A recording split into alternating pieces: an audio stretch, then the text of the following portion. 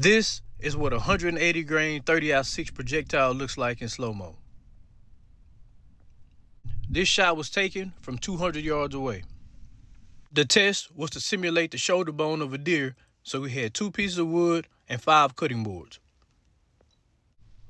This 30-06 projectile goes through both pieces of wood, 5 cutting boards, and 16 inches of ballistics gel.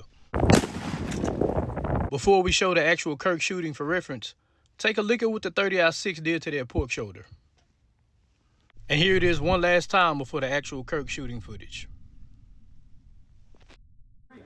Do these look even close to the same level of damage? But the Charlie Kirk official narrative is there's no exit wound. Cartridges like the 30-06 were made for punching through the thick hide and thick musculature of deer and elk. Here's the damage from the 30-06 on a couple of hams that we shot. The human neck, being softer tissue, just have a lot more damage than we even see here done by the 30-06 on these hams.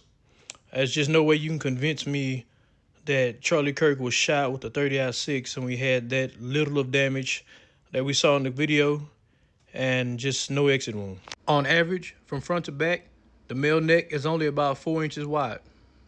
Here's another look at the devastation of the 30-06 from 200 yards away.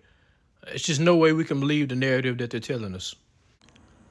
No one's sure what type of projectile the shooter used during the assassination, so we chose 7 random 30-06 loads for the test.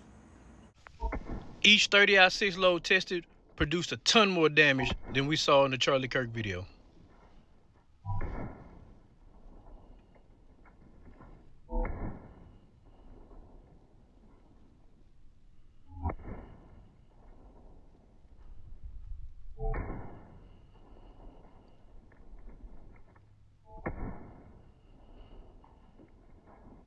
There is no way a neck shot from a 30-06 left this little damage.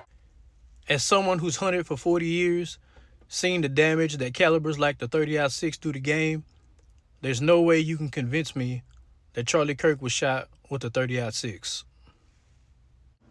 Again, the human neck is only about 4 inches wide from front to back. When you look at a deer, for example, it's more heavily muscled with thicker shoulder bones and approximately 12 to 40 inches across in diameter. Adult male deer can weigh up to 300 pounds. Mature elk can weigh up to 1,100 pounds. Mature moose can weigh up to 1,600 pounds. And the 30-06 is capable of taking all of these animals down. Again, the level of devastation from a 30-06 just doesn't line up with the official narrative. The YouTube algorithm is going to do its best to suppress this video, so please make sure you like it and share it with everyone you know. After seeing the 30-06 devastation on this gel block, do you still think Charlie Kirk was shot with the 30-06 or maybe a smaller caliber from closer? Let us know your theory on the Charlie Kirk assassination down in the comments.